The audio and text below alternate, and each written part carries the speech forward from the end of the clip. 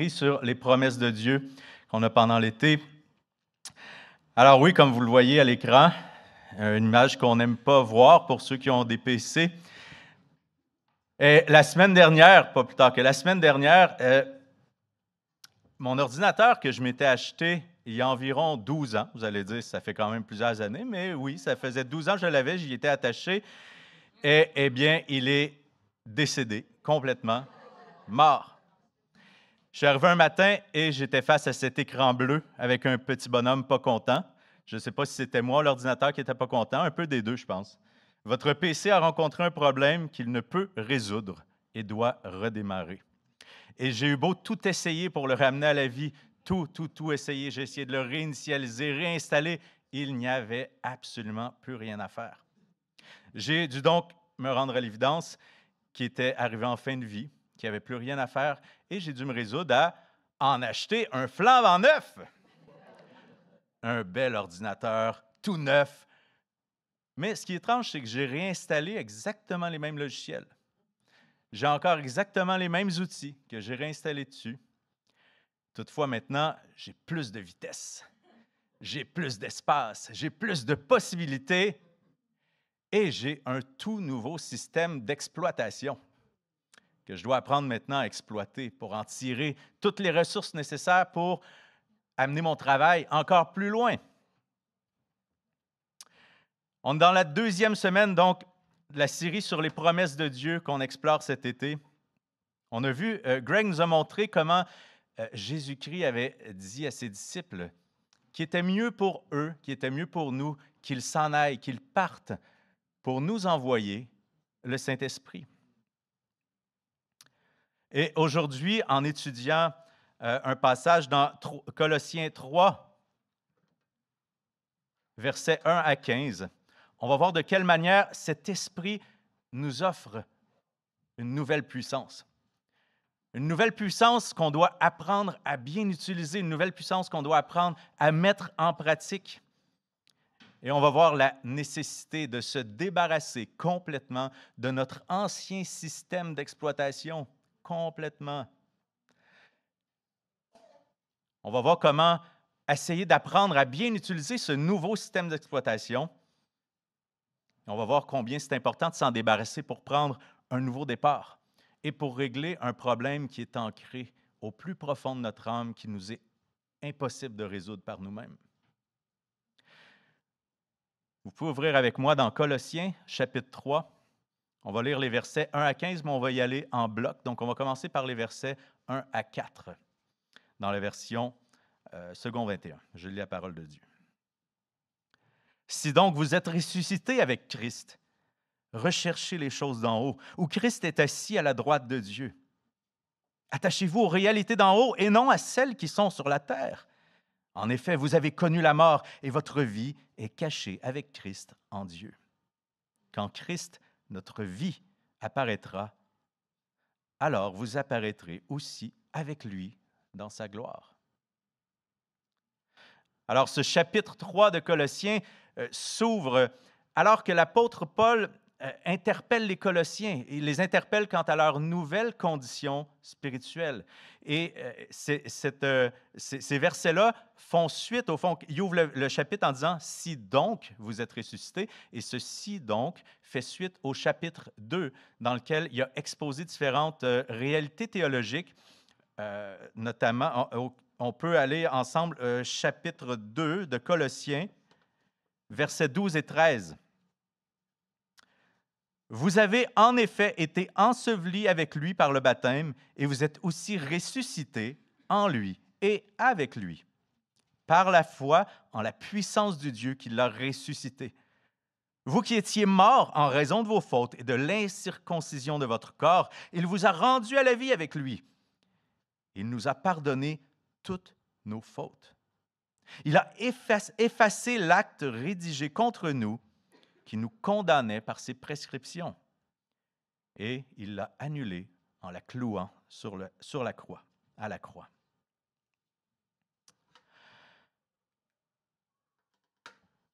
Paul affirme donc ici que ceux qui ont la foi en la puissance de Dieu sont passés littéralement de la mort, d'un état de mort spirituelle à un état de vie. Ils sont passés de la mort à la vie, nous qui étions morts. Pourquoi? Il dit en raison de nos fautes, de l'incirconcision de nos cœurs. Nous étions morts en raison de nos fautes. Et il nous a donc ressuscités. À nous qui avons cru en la foi, en la puissance, qui avons foi en la puissance de Dieu, il nous a ressuscités en Christ et avec Christ. Et c'est exactement, au fond, ce qu'il affirme au verset 3 du chapitre 3 qu'on a lu juste avant. Vous avez connu la mort et votre vie est cachée avec Christ en Dieu. Si donc, vous avez connu la mort et votre vie est cachée désormais avec Christ en Dieu. Paul affirme donc ici qu'en croyant que la mort de Christ nous délivre de ce qui nous condamnait, en croyant que Dieu l'a ressuscité par la puissance de l'Esprit, et qu'en nous associant à sa mort et à sa résurrection par le baptême, on revient à la vie, on reçoit cette vie, on obtient une vie nouvelle. Et notre vie d'avant, il dit, elle est ensevelie, elle est mise au tombeau. On connaît littéralement une nouvelle naissance. Et c'est d'ailleurs ce que Jésus-Christ nous enseignait ce dont Jésus parlait quand il parlait à Nicodème. Nicodème avait reconnu que Jésus venait du ciel parce qu'il disait, je reconnais que les miracles que tu fais, ça ne peut pas venir d'ailleurs, mais qu'est-ce que je dois faire donc? Et Jésus lui répond, Jean 3, au verset 3, en vérité, je te le dis, à moins de naître de nouveau, personne ne peut voir le royaume de Dieu. Et il va continuer, renchérir, développer sa pensée 2 versets plus loin, 5 et 6, toujours dans Jean chapitre 3. À moins de naître d'eau et d'esprit, on ne peut entrer dans le royaume de Dieu. Ce qui est né de parents humains est humain, et ce qui est né de l'esprit est esprit. Au chapitre 6, toujours en Jean, verset 63, Jésus continue en disant, « C'est l'esprit qui fait vivre. L'homme n'arrive à rien. »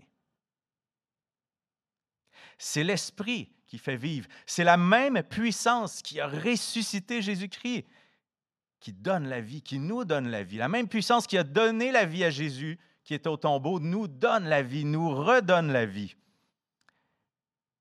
Alors, cette vie nous est donnée, mais on a souvent tendance à penser à la vie après la mort, à la vie éternelle. Mais cette vie qui nous est donnée devient pas simplement effective lors de notre résurrection finale, à la vie éternelle dont va nous parler Mario la semaine prochaine. Non, cette vie a un impact réel et immédiat. Dans notre vie, maintenant, ici et maintenant, notre vie actuelle est affectée, est régénérée, est transformée par cette vie. Et cette nouvelle condition spirituelle implique une certaine disposition de notre cœur, de notre âme. On a lu au verset 2 du chapitre 3 que Paul disait « Attachez-vous aux réalités d'en haut et non à celles qui sont sur la terre. » Et il va préciser sa pensée dans les versets suivants. Je vous amène toujours dans Colossiens 3. Allons lire les versets 5 à 8 maintenant. Verset 5. « Faites donc mourir en vous ce qui est terrestre, l'immoralité sexuelle, l'impureté, les passions, les mauvais désirs et la soif de posséder, qui est une idolâtrie.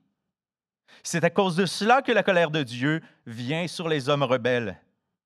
Vous aussi, autrefois, lorsque vous viviez parmi eux, vous marchiez dans ces péchés. Mais maintenant, renoncez à tout cela, à la colère, à la fureur, à la méchanceté, à la calomnie, aux grossièretés qui pourraient sortir de votre bouche. » On pourrait s'interroger ici sur la raison pour laquelle Paul nous exhorte à faire mourir en nous ce qui est terrestre. Est-ce qu'il ne vient pas dire qu'on est passé de la mort à la vie? Pourquoi il faut faire mourir quelque chose qui est en théorie déjà mort? Eh bien, Paul est parfaitement conscient que malgré cette mort, cette vie, cette nouvelle nature qui nous est donnée, notre ancienne nature, notre nature qui appelle la nature terrestre, continue d'agir en nous. Et on est donc appelé à continuer à faire mourir, à renoncer. Et il y a un contraste ici entre le fait de marcher dans ses péchés. Donc, le fait de marcher dans ses péchés décrit le fait de vivre dans ses péchés. sans prendre conscience, au fond, de notre condition spirituelle. Continuer à avancer sans relâche et en se disant, c'est pas grave, je vis ma vie, je dois de compte à personne.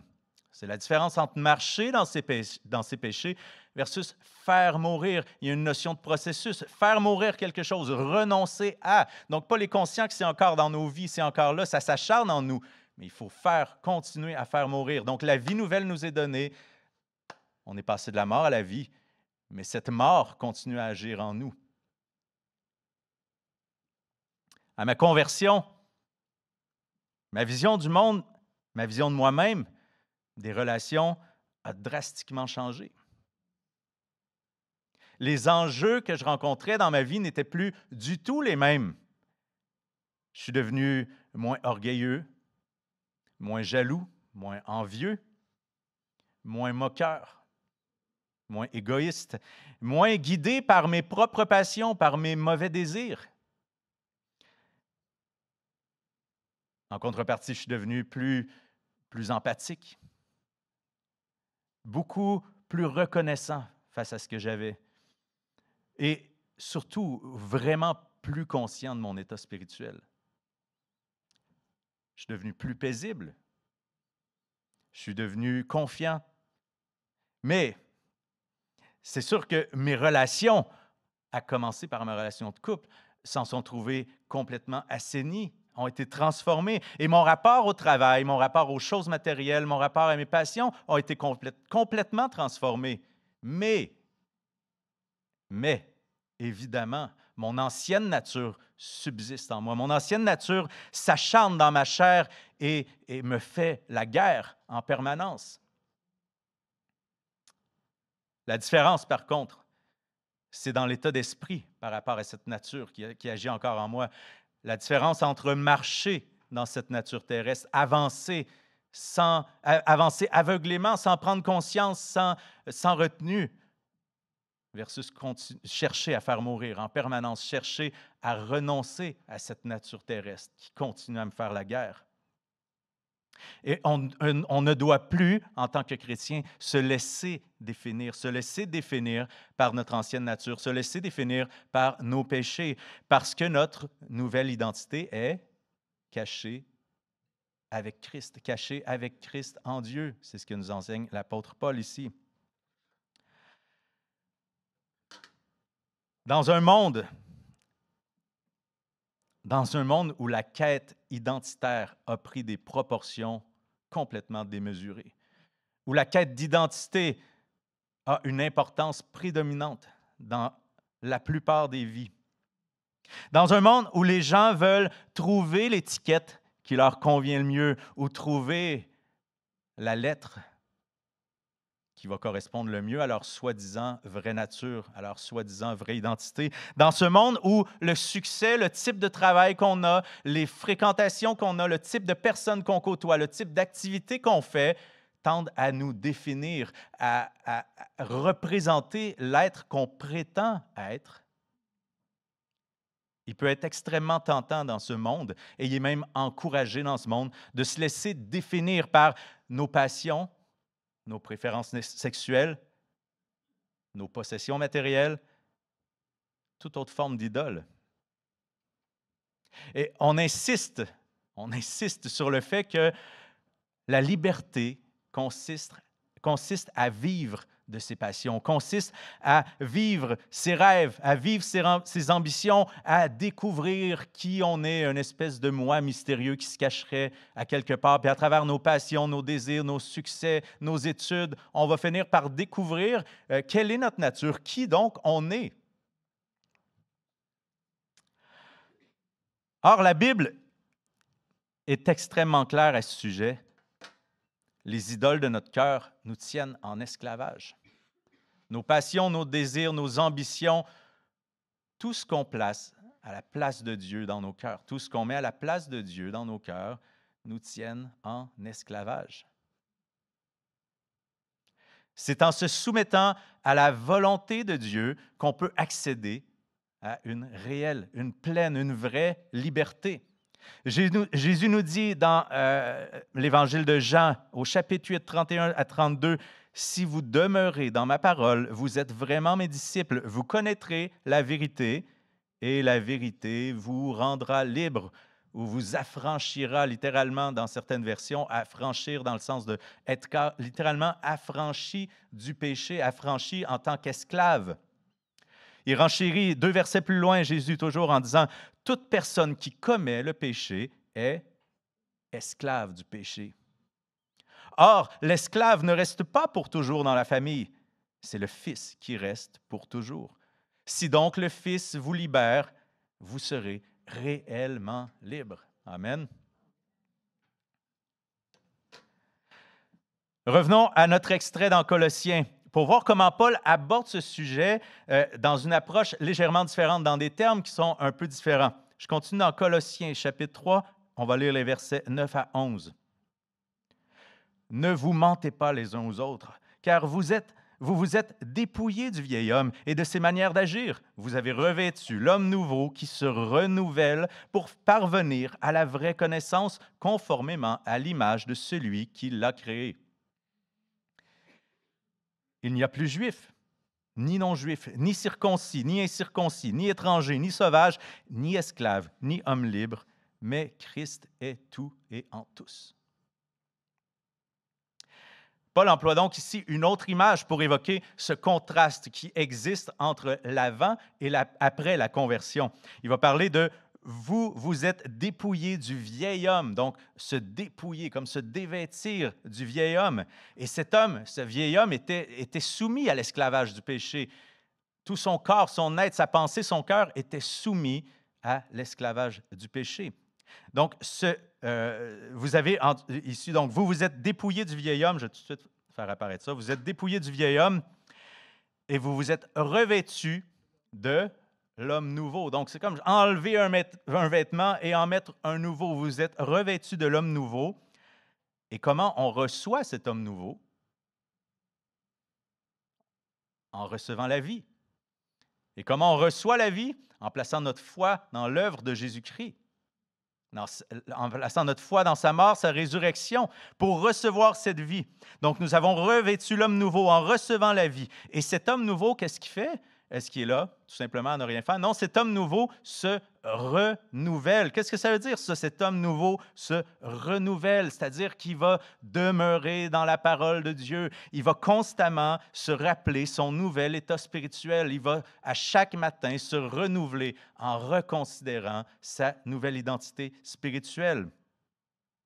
Et qu'est-ce qu'il dit ensuite? Cet homme nouveau se renouvelle. Pourquoi? Pour parvenir à la vraie connaissance. Et quelle est-elle, cette vraie connaissance? C'est la compréhension de l'Évangile, la nécessité de l'Évangile pour nos âmes, pour nos cœurs. Donc, pour parvenir à la vraie connaissance, quelle est cette vraie connaissance? Quelle est cette vérité? Jésus nous dit, la vérité vous rendra libre. Quelle est la vérité? C'est le Fils qui nous libère.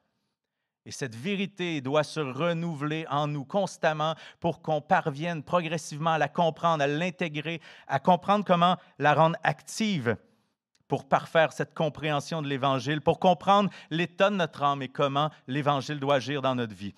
Et ensuite, conformément à l'image de celui qui l'a créé. Donc, je refais la fin de la phrase. Pour parvenir à la vraie connaissance, conformément à l'image de celui qui l'a créé. Donc, parvenir à la vérité pour développer le caractère de Dieu en nous, pour développer cette image de Christ que Dieu a placée en nous par son Esprit. Cette image de celui qui l'a créé, ça ne vous rappelle pas quelque chose? Ça nous ramène directement à Genèse, dès la création, dès les origines de l'homme, de l'humanité. Genèse 1, verset 27, Dieu créa l'homme à son image.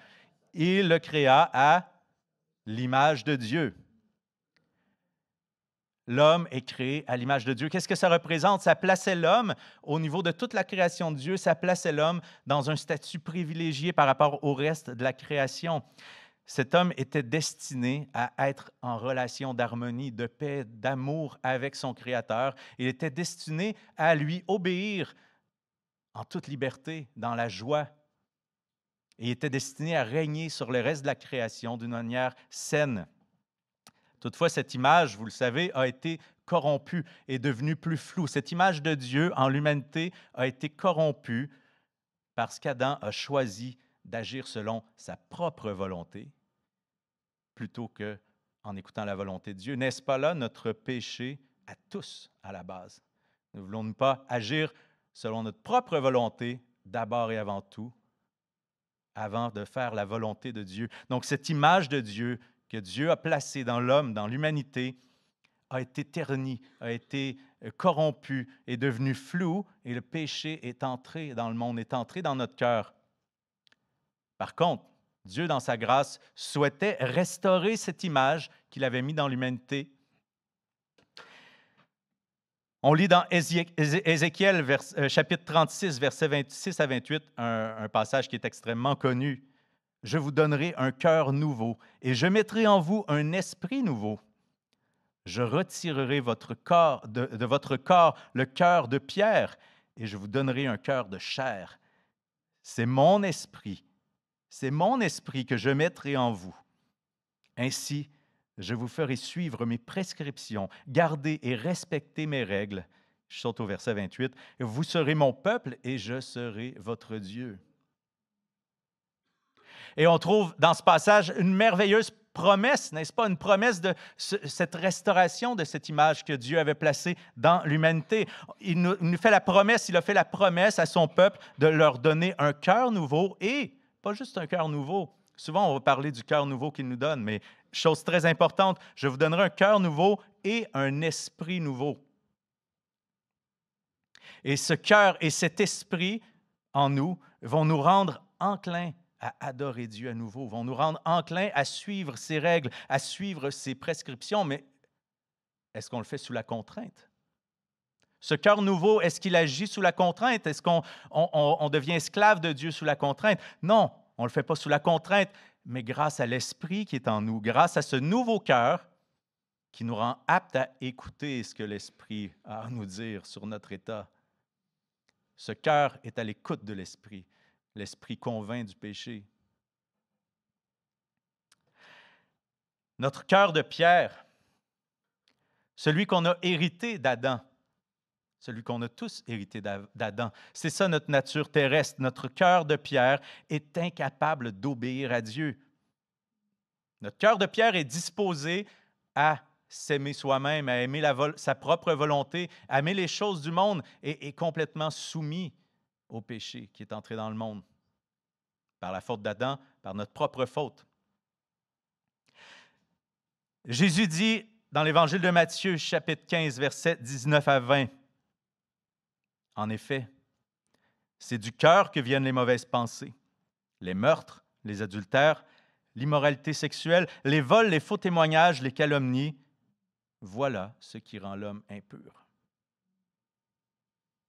Et en nous donnant un nouveau cœur, en nous donnant ce cœur nouveau, Dieu, par son esprit, par la puissance de son esprit, nous rend capables à nouveau de respecter ses règles dans la joie. Ce qui a pour effet deux choses. Ça nous libère de ce qui nous condamnait.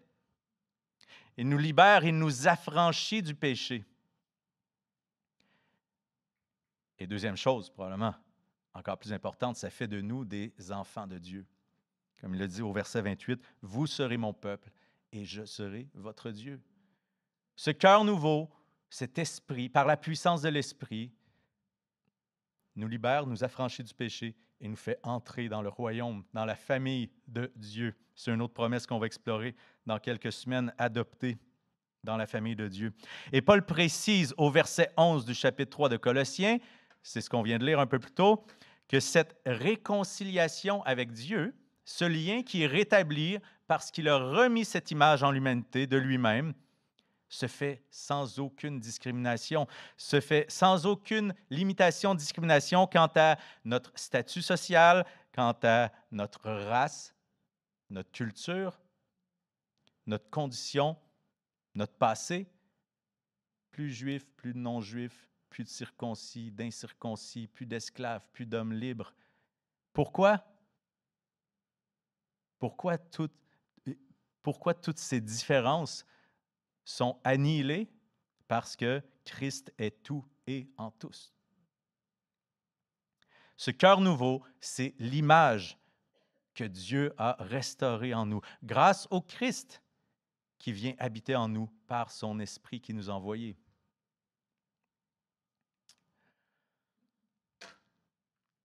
Dès lors, notre identité, notre propre identité ne repose plus sur nos performances, sur notre piété, sur notre statut social, sur nos ressources financières, sur les diplômes qu'on a pu avoir. Notre identité est en Christ. Notre identité est réellement en Christ. Est-ce qu'on le réalise?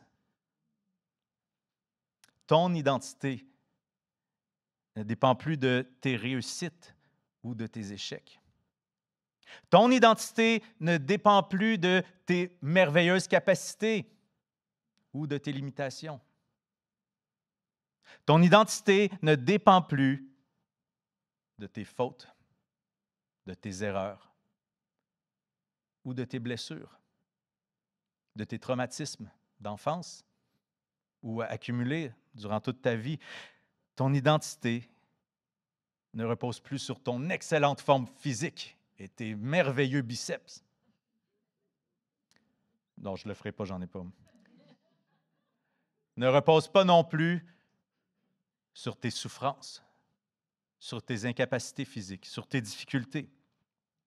Dieu te voit comme son enfant, car c'est à la pureté de Christ qui vit en toi qu'il regarde.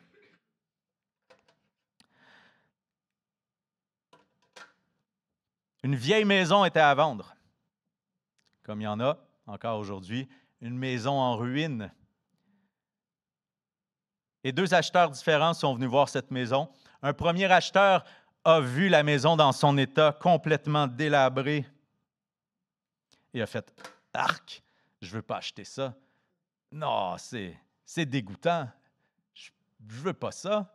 C'est tellement bordélique. C'est sale, c'est vieilli. » Un deuxième acheteur est venu voir la même maison. Et qu'est-ce qu'il a vu? Wow! Quel potentiel! Quel potentiel! La même maison, deux acheteurs différents. Un voit la situation désagrégée de cette maison. Le deuxième voit tout le potentiel qu'il y a dans cette maison. Dieu est l'architecte du monde. Dieu est le maître d'œuvre du monde. Dieu est le charpentier. Dieu ne voit pas en nous cette maison tout délabrée. Dieu voit le potentiel qu'il y a en nous. Et ça ne lui fait pas peur, lui, les rénovations. Je ne sais pas pour vous, moi, j'aime moyennement ça, l'idée de me mettre à rénover. Mais pour Dieu, ça ne l'effraie pas. Tout le travail qu'il y a à faire en vous, ça ne l'effraie pas. Tout le travail qu'il y a à faire encore en moi, ça ne fait pas peur à Dieu. Dieu est le maître d'œuvre. Tout ce qu'on a à faire, c'est d'obéir à ce maître d'œuvre. Il nous dit, défais le gyproc qui est dans cette pièce-là, on défait le gyproc. Repeinture de telle couleur, on repeinture de cette couleur. Enlève ce mur-là, ça coupe la lumière, on enlève ce mur-là. On ne pose pas de questions sur l'obéissance au maître d'œuvre parce que Dieu sait où il veut nous amener. Dieu sait les rénovations qu'il veut faire dans notre cœur, dans notre âme, et il voit ce potentiel en nous.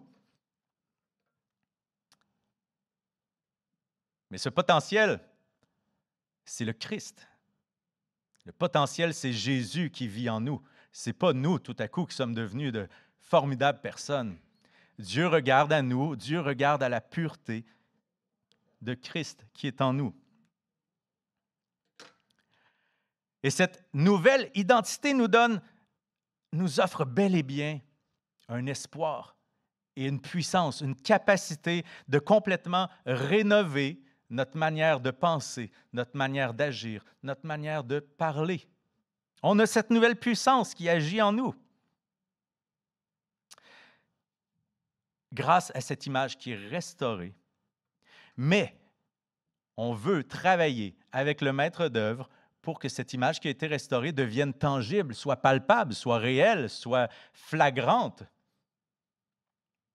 Continuons pour ce dernier passage dans Colossiens. Je reviens à Colossiens 3, les versets 12 à 15, le dernier passage qu'on va lire. Ainsi donc, en tant qu'être choisi de Dieu, saint et bien-aimé, revêtez-vous de sentiments de compassion, de bonté, d'humilité, de douceur, de patience. Supportez-vous les uns les autres, et si l'un de vous a raison de se plaindre d'un autre, pardonnez-vous réciproquement. Tout comme Christ vous a pardonné, pardonnez-vous aussi. Mais par-dessus tout cela, revêtez-vous de l'amour, qui est le lien de la perfection. Que la paix de Christ, à laquelle vous avez été appelés pour former un seul corps, règne dans votre cœur et soyez reconnaissants. Bien-aimés, est-ce là un si gros fardeau? Est-ce là un si grand fardeau que de chercher à développer ce caractère en nous, que de chercher à obéir à Dieu? À main levée comme ça, je veux qu'on le fasse pour vrai, à main levée. Qui souhaite entretenir en lui la colère? Non, personne? La fureur? Les calomnies? Les mensonges? Les moqueries? Non? Les mauvais désirs? Personne. Personne, vraiment. Continuons maintenant, toujours à main levée. Qui souhaite être traité avec miséricorde? Qui souhaite être traité avec bonté? Qui souhaite faire preuve d'humilité? Qui souhaite être traité avec douceur, avec patience, avec amour? Pas tout le monde? Je le regrette pour vous. Là, vous avez peut-être mal au coude, je comprends. Comprenez où je veux en venir? Est-ce qu'on souhaite vraiment cultiver cette vieille nature en nous? Est-ce qu'on souhaite vraiment désobéir à Christ, désobéir à la loi de Dieu? Ou on souhaite ardemment développer ce caractère de Dieu en nous? Et on souhaite tous être traités avec amour, avec respect, avec miséricorde, avec humilité, avec douceur, avec paix, avec pardon. Et on n'accorderait pas en retour ce privilège, ce traitement privilégié aux autres? Agis envers les autres comme tu aimerais qu'on agisse envers toi. Et voyez quelle est la raison d'agir. Quelle raison Paul donne-t-il au fait d'agir comme ça envers les autres? Verset 13 qu'on vient de lire. De même que Christ vous a pardonné, pardonnez-vous aussi. De même que Christ vous a pardonné, pardonnez-vous aussi. Nous devons d'agir envers les autres avec la même grâce dont nous avons bénéficié nous-mêmes de la part de Dieu. Nous devons, comme chrétiens, d'agir envers les autres, de pardonner comme Christ nous a pardonné, d'être doux, humble, comme Jésus est doux et humble envers nous. Et c'est parce que, chose très, très, très, très importante dans la foi évangélique, c'est parce que nous sommes déjà sauvés que nous devons d'agir de la sorte. Nous sommes, au verset 12, il dit, « Vous qui êtes choisis par Dieu, saints et bien-aimés. » Vous êtes déjà choisis par Dieu, vous êtes déjà saints, déjà bien-aimés de Dieu. Nous devons nous dépouiller du vieil homme, agir conformément à cette nouvelle nature qui nous a été donnée. Imaginez quelques instants quelqu'un qui veut devenir policier. Je veux devenir policier. Là, je sors mes talents de comédien. Je souhaite devenir policier, et là, ce que je fais, je vais aller faire la circulation. Comme ça, je vais devenir policier. Puis là, après ça, je vais aller arrêter quelqu'un que je vois faire, je vais lui mettre des menottes, puis je vais l'arrêter. Je t'arrête au nom de la loi. Puis après, je vais cogner à une porte là, où il y a peut-être des troubles, là, puis je vais dire, là, monsieur, suivez-moi. Puis je vais me promener avec un fusil, puis je vais faire régner l'ordre. Et comme ça, je vais devenir policier. Est-ce que c'est comme ça que ça fonctionne? Non. Qu'est-ce que je dois faire? Je dois d'abord me qualifier. Je dois d'abord être qualifié pour être reconnu comme policier, pour recevoir le titre de policier. Et comment on est qualifié dans le monde spirituel pour devenir enfant de Dieu? En faisant les choses, en obéissant à Dieu? Est-ce que c'est comme ça que tout à coup on devient enfant de Dieu? C'est par la grâce de Dieu, en plaçant notre foi dans l'œuvre de Christ à la croix, qu'on se qualifie, qu'on reçoit le titre d'enfant de Dieu, qu'on reçoit notre habit, notre badge. J'ai la badge enfant de Dieu.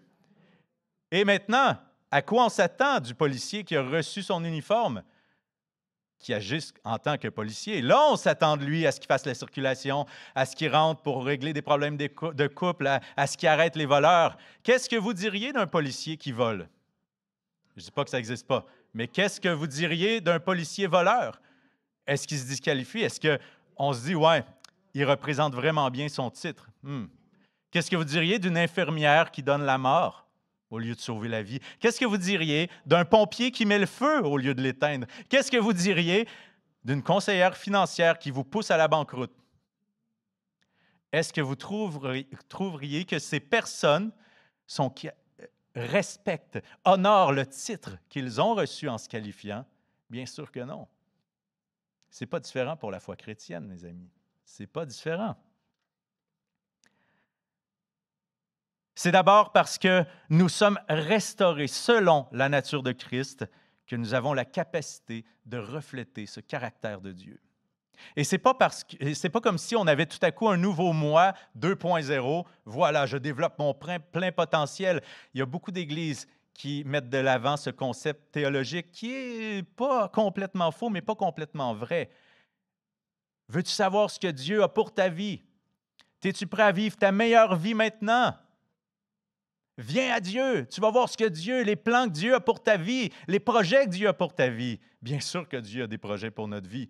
Ah oui, Dieu a des projets de rénovation pour notre cœur. Dieu a des projets de repentance pour notre vie. Dieu a le projet de développer le caractère de Christ, l'image de Dieu qu'il a mis en nous. Ça, c'est les projets que Dieu a pour notre vie. Pas d'être millionnaire, d'avoir une belle voiture, d'avoir une vie de rêve, d'avoir des relations incroyables. La vie en Christ est difficile, bien-aimés. La vie en Christ est remplie d'épreuves, mais c'est cette vie qui nous transforme réellement, qui nous aide à devenir la personne pour laquelle on a été créé réellement. Galates 2, chapitre 2, verset 20, Paul dit, « J'ai été crucifié avec Christ. Ce n'est plus moi qui vis, c'est Christ qui vit en moi. » C'est le Christ qui nous donne la force, par la puissance du Saint-Esprit, de revêtir cet homme nouveau et d'agir conformément à cette nouvelle identité qu'on a reçue.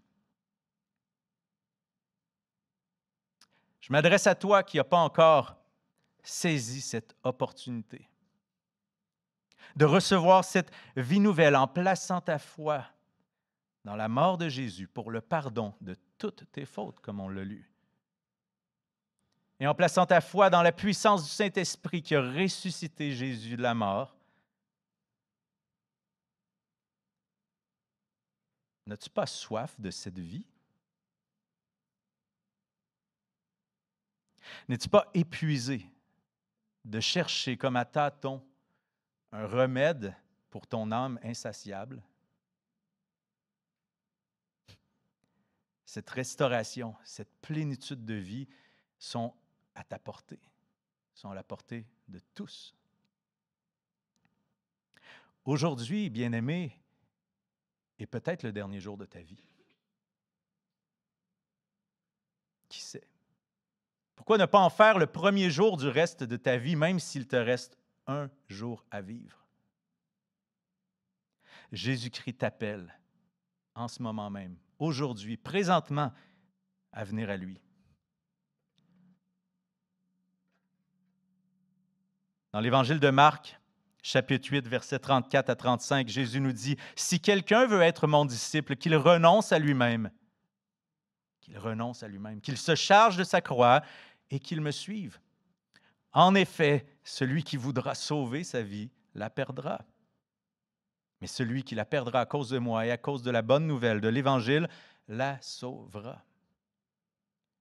Et que servira-t-il à un homme de gagner le monde entier s'il perd son âme? Qu'attends-tu pour vivre? Qu'attends-tu pour revêtir cette glorieuse identité seul à pouvoir pleinement satisfaire le besoin de ton âme.